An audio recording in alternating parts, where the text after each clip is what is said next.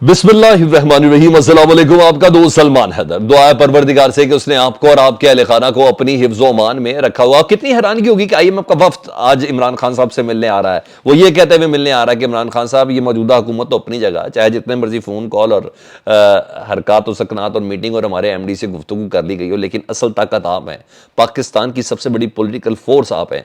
आपकी इजाज़त रिक्वायर्ड है, आपकी नॉडिंग रिक्वायर्ड है, आपका कॉन्सेंट रिक्वायर्ड है। जी हाँ, बहुत बड़ी खबर मैं आपके सामने ब्रेक करने जा रहा हूँ आज शाम के लिए जी।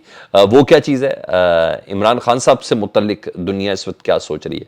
खुद आईएमएफ जिसने एक एक रुपया पूछ के और सोच समझ के देना है, उसका क्या ताल्लुक बनता है इमरान खान साहब से मुलाकात? वो क्या समझ रही है इमरान खान साहब के स्टेटस को? वो जानना बहुत ज़्यादा ज़रूरी है। आज इमरान खान साहब की बहनों को 1 महीने का रिलीफ मिला है और उनके ऊपर जहाँ जहाँ से मुकदमे थे, आज जमानतों का ही सीज़न था और वो बड़े तगड़े तरीके से मिली थी। सुप्रीम कोर्ट में नई जज आई हैं, ऐसे तरीके से उनको कंट्रोवर्शियल किया है यार। आज आपको मैं आपके सामने साबित करूँगा कि इदारों को कंट्रोवर्शियल करना, इदारों को मिलाइन करना, इदारों को कमज़ोर करना, स्कैंडलाइज करना, दरअसल असल लोग कौन है, वो कौन लोग हैं जो इदारों को कमज़ोर करते हैं फिर अपनी मर्जी के फैसले कराना चाहते हैं। ये सारी तफसीलात एक के बाद एक आपके सामने रखता हूँ। रिक्वेस्ट, वीडियो मुकम्मल देखें और अगर चैनल पहली बार देख रहे हैं तो चैनल सब्सक्राइब कर लें, इसके लिए बटन दबाना है। हाँ, वीडियो पहले मुकम्मल ज़रूर देखें।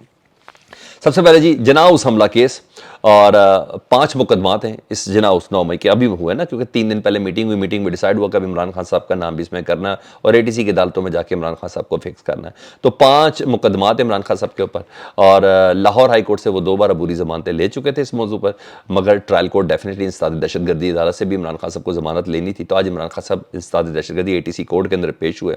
इंसदाद दहशतगर्दी अदालत में आज पेश होकर उन्होंने ज़मानत ली है और जज साहब ने कहा है ज़मानत देते हुए कि हम आपकी अबूरी ज़मानत तो हम आपको देते हैं, लेकिन 14 जून को तमाम मुकदमात में, यानी तमाम 5 मुकदमात पे आपको शामिल तफ्तीश होना होगा। तो इमरान खान साहब ने कहा कोई मसला नहीं, मैं 14 जून को तमाम मुकदमा में शामिल तफ्तीश हो भी जाऊँगा।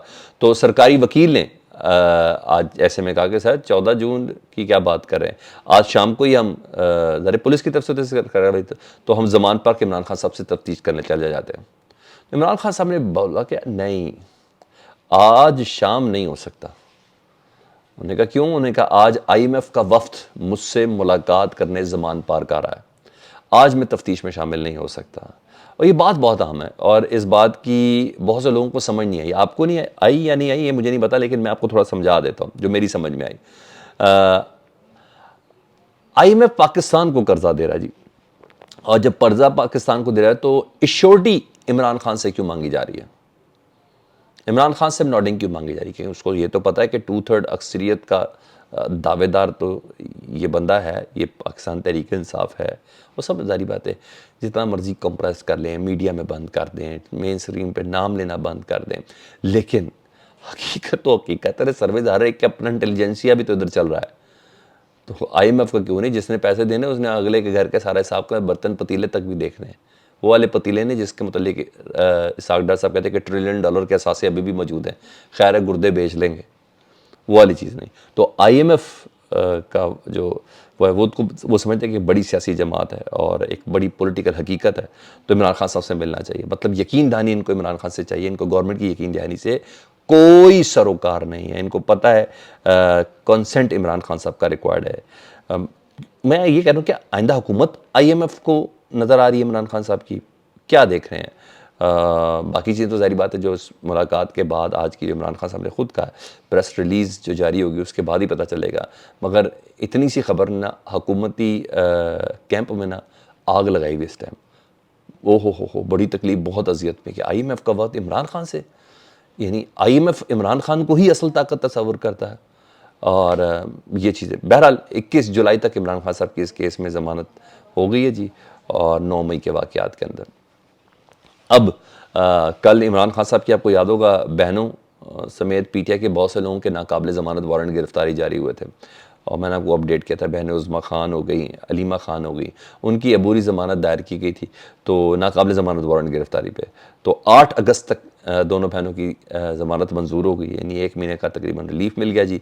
थाना सरवर रोड में इनके ऊपर है जी जिना हाउस को आग लगाने वाले मुकदमे में।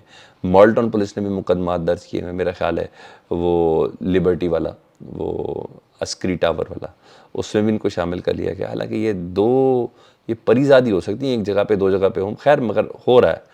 انسداد دہشت گردی ایکٹ ہیں جناح ہاؤس وغیرہ کے اندر ان کے اوپر یہ سارے مقدمات تھے. دوسرا وہ لیا والے میں وہ اراضی والا معاملہ تھا، اینٹی کرپشن ہے، اس میں بھی ضمانت مل گئی ہے. مطلب 1 مہینے کا ریلیف مل گیا ہے عمران خان صاحب کی بہنوں کو، کیونکہ ضمانتوں کا سیزن ہے. تو آج ایک اور کیس بھی تھا، وہ سیشن عدالت میں تھا، اور وہ تھا سڑک بلاک کر کے تقریر کرنی تھی، اور تقریر کی گئی، اور تقریر میں اشتعال انگیزی تھی. شاہ محمود قریشی صاحب کے اوپر یہ مقدمہ تھا. تو شاہ محمود قریشی صاحب نے اپنی ضمانت کنفرم کرا لی ہے. اب آپ دیکھیں کیسے بونڈے طریقے سے پاکستان میں اب ایف آئی آر درج ہوتی ہیں. اب ایف آئی آروں کا سٹیٹس دیکھ لیں، بندے نے سڑک بند کی ہے اس کی ایف آئی آر ہے، اچھا اس کے اوپر اس نے تقریر کی ہے اس کی ایف آئی آر ہے. تو یہ سب چیزیں چل رہی ہیں. اچھا سمجھ آ گئی. تو پھر سب پہ دیا جائے نا اسی طرح ہی، وہ کراچی کی جناح ہاؤس پہ، اور پھر کیا ہے میں آپ کو کیا بتاؤں. تو مگر بہرحال جب کرنا ہو تو پھر ایسا ہی ہوتا ہے. اور یہ بھی خبر آئی ہے کہ ڈی آئی جی انویسٹیگیشن کی سربراہی میں سانحہ 9 مئی کے حوالے سے جو ایک جے آئی ٹی بنی تھی نا، اسد عمر اور شاہ محمود قریشی اس جے آئی ٹی کے آگے پیش ہو گئے ہیں. 9 مئی کے واقعات پر تمام پولیس کے سوالات کے انہوں نے جواب بھی دیے ہیں، اور